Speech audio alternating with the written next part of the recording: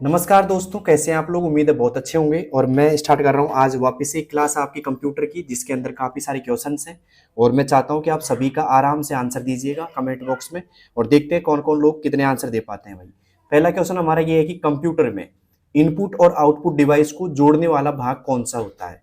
ठीक है, कंप्यूटर में इनपुट और आउटपुट डिवाइस को जोड़ने वाला भाग कौन सा है ना। Which part connects input and output devices in a computer. ठीक है, इंग्लिश में भी सवाल लिख रखा है मैंने, अगर आप पढ़ना चाहो तो आराम से पढ़ सकते हैं। पहला ऑप्शन सीपीयू, मेमोरी, बस या सॉफ्टवेयर। बताइए दोस्तों, क्या होगा, क्या होगा इसका सही जवाब। अगर आपको आता है तो कमेंट बॉक्स में बताना मुझे। दोस्तों इसका जो सही जवाब होने वाला है जल्दी से मुझे कमेंट बॉक्स में बताना। ठीक है, और अगर आपको आता है तो जल्दी से दीजिए इसका आंसर। दोस्तों बात करें यहाँ पे इनपुट और आउटपुट डिवाइस की। देखो आपके पास में यहाँ पे जैसे मान लो एक, मैं बात करूँ, यहाँ पे एक मॉनिटर ऐसा होता है, साथ में एक सीपीयू होता है ऐसे कैसे। ठीक है, और यहाँ पे जाकर के सीपीयू के बाद में जो कनेक्टेड रहते हैं, जैसे कीबोर्ड कनेक्ट है इससे सीपीयू से ही, है ना। और साथ में ये भी कनेक्ट रहता है मॉनिटर भी इससे, और साथ में सीपीयू के लगा होता है एक तरीके से माउस भी। तो माउस को मैं यहाँ लगा देता हूँ इस जगह पे, ये माउस है। तो ये क्या होता है दोस्तों, आपका सीपीयू होता है। और सीपीयू से कनेक्ट क्या रहते हैं दोस्तों, आउटपुट इनपुट होते हैं। जैसे कि यहाँ पे मॉनिटर की बात करें तो ये आउटपुट हो जाता है। यहाँ पे कीबोर्ड की बात करता हूँ तो ये क्या हो जाता है दोस्तों, कीबोर्ड। कीबोर्ड हो जाता है आपका इनपुट डिवाइस। तो किससे जुड़े हुए रहते हैं दोस्तों, ये सीपीयू से जुड़े हुए रहते हैं। किससे दोस्तों, सीपीयू से। मतलब इनपुट और आउटपुट जो डिवाइस होते हैं वो जोड़ने वाला भाग कौन सा होता है, सीपीयू। मैं कुछ यहाँ पे इनपुट बताता हूँ आपको, इनपुट जिनके नाम बता रहा हूँ। देखो जैसे एक तो होता है इनपुट में माउस हो जाता है, एकदम सिंपल, आपको नाम याद होगा पहले से। एक कीबोर्ड हो जाता है यहाँ पे इनपुट में। ठीक है, स्कैनर भी आप यूज कर सकते हो इनपुट में, स्कैनर। ठीक है, आउटपुट की बात की जाए दोस्तों तो आउटपुट में आते हैं दोस्तों, एक तो हो गया हमारे पास में मॉनिटर, एक हो गया आपके पास में मॉनिटर के बाद में एक तरीके से प्रिंटर। ठीक है, प्रिंटर भी एक तरीके से क्या है, आउटपुट है। तो ये आउटपुट डिवाइस होती है, जबकि ये इनपुट डिवाइस होती है। और ये कनेक्ट किससे रहती है दोस्तों, सीपीयू से। सीपीयू का पूरा नाम क्या होता है दोस्तों, सेंट्रल प्रोसेसिंग यूनिट, जिसे कंप्यूटर का माइंड भी कहते हैं दोस्तों। अब चलते हैं दोस्तों अगले सवाल की तरफ। अगला सवाल है हमारा दूसरे नंबर का, कंप्यूटर में डाटा को अस्थायी रूप से कहाँ रखा जाता है। कंप्यूटर में डाटा को अस्थायी रूप से कहाँ रखा जाता है। ठीक है, रैम में, रोम में, हार्ड डिस्क में या पेन ड्राइव में। दोस्तों क्या होगा इसका सही जवाब, जल्दी से मुझे बताइएगा। कंप्यूटर में डाटा को अस्थायी रूप से कहाँ रखा जाता है। दोस्तों इसकी बात की जाए तो आपके माइंड में आ रहा होगा कि भाई रोम में रखा जाता होगा, क्योंकि रोम एक तरीके से अस्थायी रूप से कहाँ रखा जाता है। ठीक है, अस्थायी रूप से बोला जा रहा है दोस्तों यहाँ पे। ठीक है, कंप्यूटर में डाटा को अस्थायी रूप से कहाँ रखा जाता है दोस्तों, जल्दी से मुझे बताइएगा। कंप्यूटर में डाटा को अस्थायी रूप से कहाँ रखा जाता है, रैम में, रोम में, हार्ड डिस्क में या पेन ड्राइव में। ठीक है दोस्तों, अस्थायी रूप से बात की जाए तो रैम में रखा जाता है। किसमें दोस्तों, रैम में। इसका फुल फॉर्म होता है रैंडम, ठीक है, एक्सेस मेमोरी। ठीक है, इसकी फुल फॉर्म होती है। रोम की होती है read only memory, read only memory इसकी फुल फॉर्म होती है दोस्तों। ध्यान रखना दोस्तों, रैम में रखा जाता है। ठीक है, जबकि हार्ड डिस्क और रोम में तो क्या होता है दोस्तों, इस डाटा जिसे हम सिर्फ पढ़ सकते हैं, लिख नहीं सकते। हार्ड डिस्क में भी एक तरीके से, और पेन ड्राइव में भी दोस्तों। ठीक है, तो यहाँ पे आएगा रैम, तो रैम इज राइट ऑप्शन, अस्थायी रूप यही होगा इसका। अब चलते हैं दोस्तों तीसरे क्वेश्चन की ओर। तीसरा क्वेश्चन है हमारा, कंप्यूटर में स्थायी मेमोरी यानी कि परमानेंट मेमोरी कौन सी होती है, रैम, कैश, रजिस्टर या रोम। बताइए दोस्तों। दोस्तों यहाँ पे बात की जाए, रैम भी नहीं होती है, कैश भी स्थायी नहीं होती है, अस्थायी होती है, रजिस्टर भी अस्थायी होती है। रोम जो होती है दोस्तों वो होती है दोस्तों स्थायी मेमोरी।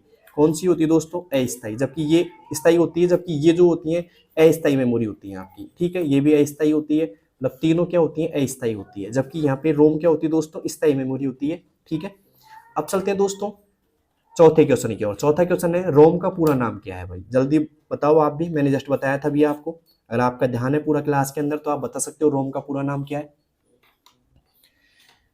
मैं बता के आया था अभी जस्ट आपको। दोस्तों रोम का जो पूरा नाम होता है वो है यहाँ पे रीड ओनली मेमोरी। क्या दोस्तों, रीड ओनली मेमोरी होता है। तो यहाँ पे आएगा सी ऑप्शन। ये भी गलत है, ये भी गलत है और ये भी गलत है, तो C option is right, read only memory. ठीक है, ये क्या होती है दोस्तों, स्थायी मेमोरी होती है। क्या होती है दोस्तों, स्थायी मेमोरी होती है। क्लियर यहाँ तक का। अब चलते हैं दोस्तों अगले सवाल की तरफ। अगला सवाल है, हार्ड डिस्क किस प्रकार की मेमोरी है। हार्ड डिस्क किस प्रकार की मेमोरी है, प्राइमरी, सेकेंडरी, कैश या वर्चुअल मेमोरी। दोस्तों यहाँ पे हार्ड डिस्क किस प्रकार की मेमोरी है, अगर आपको आता है तो जल्दी से बताइए मुझे। दोस्तों हार्ड डिस्क होती है सेकेंडरी मेमोरी, जिसमें आती है हार्ड डिस्क। क्या आती है दोस्तों? हार्ड डिस्क आती है। ओके, यहाँ पे बात की जाए प्राइमरी में, इसमें रैम और रोम आती है। ओके, ठीक है। तो यहाँ पे आ गया दोस्तों हार्ड डिस्क किस प्रकार की मेमोरी है? सेकेंडरी मेमोरी है। अब चलते हैं दोस्तों अगले सवाल की तरफ। बिट और बाइट में क्या संबंध है?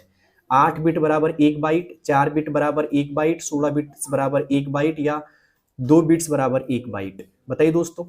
दोस्तों इसमें आएगा 8 बिट्स बराबर 1 byte. A option is right. अब चलते हैं दोस्तों 7वें क्वेश्चन की ओर। 1 गीगाबाइट, 1 गीगाबाइट।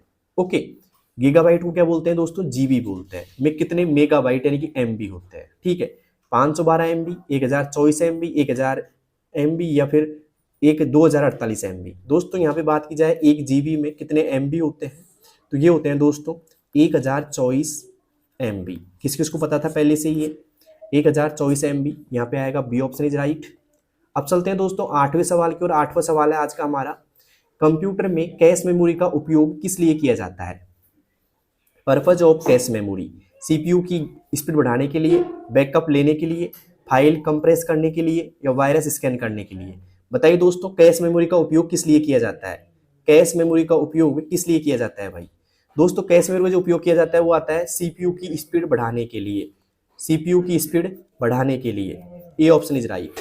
ठीक है, तो किस किस का सही है भाई? ए ऑप्शन यहाँ पे, सीपीयू की स्पीड बढ़ाने के लिए। ओके, अब चलते हैं दोस्तों अगले सवाल की तरफ। अगला सवाल है हमारा यहाँ पे 9वां। बूटिंग का क्या अर्थ है? बूटिंग का क्या अर्थ है? What is booting? कंप्यूटर को स्टार्ट करना, कंप्यूटर को बंद करना, फाइल डिलीट करना, या प्रोग्राम कॉपी करना? दोस्तों बूटिंग का जो मतलब होता है वो होता है दोस्तों कंप्यूटर को स्टार्ट करना। क्या होता है दोस्तों? स्टार्ट करना या रीस्टार्ट करना। ठीक है, बूटिंग के अंतर्गत आता है। तो यहाँ पे आएगा कंप्यूटर को स्टार्ट करना। ठीक है, अब चलते हैं दोस्तों अगले सवाल की तरफ। अगला सवाल है आज का 10वां हमारा। 10वां क्या है दोस्तों? विंडोज में रिसाइकल बिन क्या कार्य करता है? विंडोज में रिसाइकल बिन का कार्य क्या है? Function of recycle bin, delete file को अस्थायी रूप से रखना, फाइल कंप्रेस करना, वायरस क्लीन करना, या सॉफ्टवेयर इंस्टॉल करना? दोस्तों यहाँ पे रिसाइकल बिन की बात की जाए तो ये होती है डिलीट फाइल्स को अस्थायी रूप से रखना। मतलब स्थायी नहीं है, यहाँ पे अस्थायी रूप से रखती है डिलीट फाइल को। ठीक है, अब चलते हैं दोस्तों अगले सवाल की तरफ। अगला सवाल है 11वां, लेकिन मुझे बताइए 10 में से आपके कितने सही हो चुके हैं? ठीक है, अब चलते हैं दोस्तों 11वें सवाल की ओर। विंडोज में एक्सप्लोरर का मुख्य कार्य क्या है? Main function of Windows explorer. तो यहाँ पे आएगा फाइल्स और फोल्डर को मैनेज करना, ठीक है, या फिर इंटरनेट चलाना, वायरस हटाना, या गेम्स खेलना? दोस्त यहाँ पे विंडोज एक्सप्लोरर की बात की जाए तो इसकी जो शॉर्टकट की होती है ना वो होती है दोस्तों विन की प्लस ई, मतलब विंडो की प्लस ई होता है दोस्तों इसका शॉर्टकट। ध्यान रखना। और ये क्या काम करता है? फाइल्स और फोल्डर को मैनेज करने का काम करता है। फाइल और फोल्डर को क्या करता है दोस्तों? मैनेज करने का काम करता है। ठीक है, अब आते हैं दोस्तों अगले सवाल की। और अगला सवाल है कंट्रोल जेड का उपयोग किस लिए होता है? कंट्रोल जेड का उपयोग किस लिए होता है? अनडू करने के लिए, रीडू करने के लिए, कट करने के लिए, या सेव करने के लिए? ठीक है, तो कंट्रोल जेड का जो उपयोग होता है दोस्तों वो होता है अनडू करने के लिए। किसके लिए दोस्तों? अनडू करने के लिए होता है कंट्रोल जेड। और यहाँ पे रीडू की बात की जाए तो ये होता है कंट्रोल के साथ में हम वाई प्रेस करेंगे। कट के लिए बात करें दोस्तों, कट के लिए हम करते हैं दोस्तों कंट्रोल के साथ में एक्स का प्रयोग। यहाँ पे सेव के लिए बात की जाए, सेव के लिए करते हैं, सेव के लिए हम क्या प्रयोग करेंगे दोस्तों? कंट्रोल के साथ में एस का प्रयोग करेंगे, सेव। मतलब कंट्रोल एस से क्या हो जाता है दोस्तों? सेव हो जाता है। क्लियर यहाँ तक का? अब चलते हैं दोस्तों अगले सवाल की तरफ। अगला सवाल है हमारा 13वां। कंट्रोल प्लस वाई का उपयोग, कंट्रोल प्लस वाई का उपयोग किस लिए होता है? अनडू करने के लिए, प्रिंट करने के लिए, पेस्ट करने के लिए, या रीडू करने के लिए? दोस्तों कंट्रोल प्लस वाई से क्या होता है? कंट्रोल प्लस वाई से क्या होता है दोस्तों? इससे होता है दोस्तों रीडू होता है। क्या होता है दोस्तों? रीडू होता है। तो यहाँ पे आएगा रीडू करने के लिए। पेस्ट करने के लिए प्रयोग करेंगे दोस्तों कंट्रोल के साथ में वी का। प्रिंट करने के लिए प्रेस करेंगे हम कंट्रोल के साथ में पी का दोस्तों। और यहाँ पे अनडू के लिए प्रेस करेंगे दोस्तों, अभी बताया था मैंने, कंट्रोल के साथ में जेड का। ठीक है, तो उम्मीद है आपको समझ में आ गया होगा। यहाँ पे करेंगे कंट्रोल के साथ में वाई का प्रयोग। ठीक है, 13वां का पता लग गया है दोस्तों। अब चलते हैं 14वें सवाल की ओर। एक्सेल में चार्ट इंसर्ट करने के लिए शॉर्टकट की क्या है? एक्सेल में चार्ट इंसर्ट करने के लिए शॉर्टकट की क्या है? F9, कंट्रोल प्लस सी, F11, या अल्ट ओनली अल्ट? बताइए दोस्तों चार्ट जो होता है ऐसा, इनको इंसर्ट करने के लिए क्या प्रेस करेंगे दोस्तों एक्सेल के अंदर? तो हमको प्रेस करना पड़ेगा F11। क्या दोस्तों, F11 प्रेस करना पड़ेगा। ठीक है, सी ऑप्शन इज राइट। अब चलते हैं 15वें सवाल की ओर। 15वां सवाल है एक्सेल में कौन सा फंक्शन एवरेज निकालने के लिए प्रयोग होता है। ठीक है, एवरेज का, सम का, काउंट का या टोटल का। तो दोस्तों नाम से पता लग रहा है कि ये निकालेगा औसत आपका। औसत को क्या बोलते हैं दोस्तों, एवरेज बोलते हैं। तो यहाँ पे आएगा ए ऑप्शन इज राइट। सम का आता है दोस्तों जोड़ने के लिए। ठीक है, काउंट का आता है दोस्तों गिनने के लिए, संख्या गिनने के लिए, संख्या या बोल दे दोस्तों नंबर गिनने के लिए, नंबर गिनने के लिए आता है। ठीक है, इसके बाद हम बात करें टोटल, तो टोटल नहीं होता है। ठीक है, तो यहाँ पे आएगा एवरेज, सम और काउंट का मैंने आपको बता दिया दोस्तों। तो उम्मीद है समझ में आ गया होगा। और 15 में से कितने सही हो चुके हैं आपके, जल्दी से मुझे कमेंट बॉक्स में बताओ। अब चलते हैं दोस्तों अगले सवाल की ओर। अगला सवाल है हमारा 16वां। सेल में सेल एड्रेस, सॉरी एक्सेल में सेल एड्रेस का उदाहरण कौन सा है। एक्सेल में सेल एड्रेस का उदाहरण कौन सा है। A1 है, 1A है, रो है या सेल है। दोस्तों बात की जाए यहाँ पे तो A1 आएगा। अब A1 को मैं बता देता हूँ थोड़ा सा विस्तार में आपको। A यहाँ पे क्या होता है दोस्तों, कॉलम का नाम होता है जो पहले आता है, कॉलम। और यहाँ पे 1 क्या है दोस्तों, रो है। ठीक है, पहले कौन आता है दोस्तों, पहले कॉलम का नाम आएगा हमेशा सेल के नाम में, बाद में क्या आएगा दोस्तों, रो का नाम आएगा। ठीक है, कॉलम का नाम जो आता है दोस्तों अक्षरों में आता है और रो का नाम आता है दोस्तों नंबर में। समझ में आ गया, क्योंकि एक क्या है दोस्तों नंबर है और एक क्या है दोस्तों यहाँ पे अक्षर है। ठीक है, तो उम्मीद है आपको समझ में आ गया होगा 16वां भी। अब चलते हैं दोस्तों 17वें सवाल की ओर।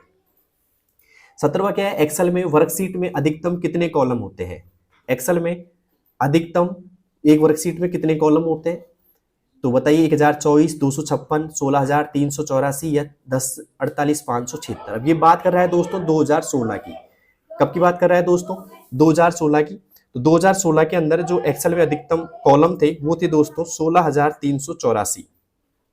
कितने दोस्तों, 16384। 16384 कब कब की में है, 2007 की में भी होते हैं और उसके बाद की सभी में कितना है दोस्तों 16384 है। और अंतिम कॉलम का नाम क्या है दोस्तों, देखो ए से लेकर के XFD तक होते हैं। ये कहां तक होते हैं दोस्तों, ए से लेके XFD तक। ए मतलब एक नंबर और XFD मतलब 16384 हुआ। ठीक है, और बात करें 256 कब थे, तो ये 2003। ओके, और अंतिम कॉलम यहाँ पे था आई और वी। कौन सा था दोस्तों, आई और वी का था। क्लियर यहाँ तक का, तो यहाँ पे आएगा सी ऑप्शन, क्योंकि 2016 की बात की जा रही है। ठीक है, तो उम्मीद है आपको समझ में आ गया होगा। ठीक है, अब चलते हैं दोस्तों अगले सवाल की तरफ। अगला सवाल है हमारा यहाँ पे 18वां। पावर पॉइंट में ट्रांजेक्शन्स का उपयोग कहाँ होता है। पावर पॉइंट में ट्रांजेक्शन्स का उपयोग कहाँ होता है, बताइए दोस्तों। स्लाइड बदलने के समय, टेक्स्ट फॉर्मेटिंग में, चार्ट बनाने में या टेबल इंसर्ट करने में। दोस्तों पावर पॉइंट में ट्रांजेक्शन्स का जो उपयोग होता है वो होता है दोस्तों स्लाइड बदलने के समय या स्लाइड बदलते समय। यहाँ पे आएगा ए ऑप्शन इज राइट, स्लाइड बदलते समय ट्रांजेक्शन्स का उपयोग होता है। अब चलते हैं आज के 19वें सवाल की ओर। पावर पॉइंट में एनिमेशन किस पर लगाई जाती है। पावर पॉइंट में एनिमेशन किस पर लगाई जाती है, टेक्स्ट या ऑब्जेक्ट पर, केवल बैकग्राउंड पर, केवल स्लाइड पर या इनमें से कोई नहीं। दोस्तों जो एनिमेशन होती है वो लगती है टेक्स्ट या ऑब्जेक्ट पर। ए ऑप्शन इज राइट, तो 19वें में आएगा ए ऑप्शन। अब चलते हैं दोस्तों आज के 20वें सवाल की ओर। 20वां है दोस्तों, ध्यान से देखिएगा। पावर पॉइंट में प्रेजेंटेशन को सेव करने की शॉर्टकट क्या है। पावर पॉइंट में प्रेजेंटेशंस को सेव करने की शॉर्टकट क्या है। कंट्रोल S है, कंट्रोल P है या कंट्रोल O है या कंट्रोल D है। बताइए दोस्तों, पावर पॉइंट को सेव करने की बात की जा रही है। यहाँ पे पावर पॉइंट में प्रेजेंटेशन को सेव करने की बात की जा रही है, तो वो होती है दोस्तों कंट्रोल के साथ में S प्रयोग करेंगे। तो यहाँ पे आएगा ए option is right. Control P से प्रिंट किया जाता है। ओके, यहाँ पे कंट्रोल O से ओपन फाइल। ठीक है, और कंट्रोल D से क्या कर सकते हैं दोस्तों, पावर पॉइंट के अंदर यहाँ पे डुप्लीकेट स्लाइड के लिए काम आता है, डुप्लीकेट स्लाइड के लिए। तो उम्मीद है आपको समझ में आ गया होगा, डुप्लीकेट स्लाइड के लिए पावर पॉइंट में उपयोग होता है। तो उम्मीद है दोस्तों आज की क्लास आपको अच्छी लगी होगी। अच्छी लगी है तो जाते जाते मैं आपसे एक और सवाल पूछ लेता हूँ। मैं लिखता हूँ यहाँ पे सवाल आपके लिए, मुझे बताइएगा। MS वर्ड में मैं लिख रहा हूँ इसको। MS वर्ड में पैराग्राफ अलाइनमेंट कितने होते हैं। MS वर्ड में पैराग्राफ अलाइनमेंट कितने होते हैं, कितने, ऊपर मात्रा नहीं है, कितने होते हैं। ठीक है, ये क्वेश्चन नंबर आपका 21 मान लीजिए आप, 21वां क्वेश्चन है, ठीक है। A option 2, B option 4, C option आएगा यहाँ पे 5 और डी ऑप्शन आएगा दोस्तों 6। बताइए दोस्तों कितने होते हैं, जल्दी से बताइए किस किस को आता है एमएस वर्ड में पैराग्राफ अलाइनमेंट। दोस्तों इसमें होते हैं 4 अलाइनमेंट होते हैं आपके, कितने होते हैं दोस्तों 4। मैं चारों के बारे में बता देता हूँ आपको, कितने होते हैं दोस्तों 4 होंगे, और मैं आपको चारों के बारे में बता देता हूँ। मैं लिख देता हूँ, ठीक है, यहाँ पे बी ऑप्शन सही रहेगा, 4 अलाइनमेंट होते हैं। अब चारों में पहला होता है दोस्तों, पहला होता है लेफ्ट, ओके, लेफ्ट अलाइन। दूसरा होता है दोस्तों सेंटर अलाइन। तीसरा होता है दोस्तों राइट, और चौथा होता है दोस्तों जस्टिफाई। किस किस को पहले से आता था ये, जस्टिफाई। अब यहाँ पे देखिए शॉर्टकट की क्या होती है, देखो ये बाय डिफॉल्ट रहता है, ये बाय डिफॉल्ट रहता है, ये मतलब लगाने की जरूरत नहीं है, ऑटोमेटिक मिलेगा आपको। इसकी जो शॉर्टकट की रहती है दोस्तों कंट्रोल के साथ में एल होती है। सेंटर की होती है दोस्तों कंट्रोल के साथ में ई होती है, कई बार ये शॉर्टकट की आपके पूछ ली जाती है इसमें। और राइट की होती है दोस्तों कंट्रोल के साथ में आर। और जस्टिफाई की क्या होती है, अगर किसी को आता है जल्दी से मुझे बताइएगा, जस्टिफाई की शॉर्टकट की क्या है भाई। तो जस्टिफाई की जो शॉर्टकट की होती है वो होती है दोस्तों कंट्रोल के साथ में जे। कंट्रोल जे बराबर क्या होता है दोस्तों, जस्टिफाई होता है, ठीक है। तो उम्मीद है आपको सब कुछ समझ में आ गया होगा, और ये क्वेश्चन नंबर 21 था जो मैंने लिखा है दोस्तों यहाँ पे, और सब कुछ आपको समझ में आ गया तो एक लाइक बनता है, साथ में अगर आपने सब्सक्राइब नहीं किया तो कर लीजिएगा, और साथ में उन लोगों को शेयर कर दो इस क्लास को जिन लोगों के हाल फिलहाल में कोई भी कंप्यूटर की एग्जाम है, ठीक है। तो शेयर करो सभी, और मिलते हैं दोस्तों नेक्स्ट क्लास में, ठीक है। तब तक के लिए बेस्ट ऑफ लक, ठीक है, धन्यवाद।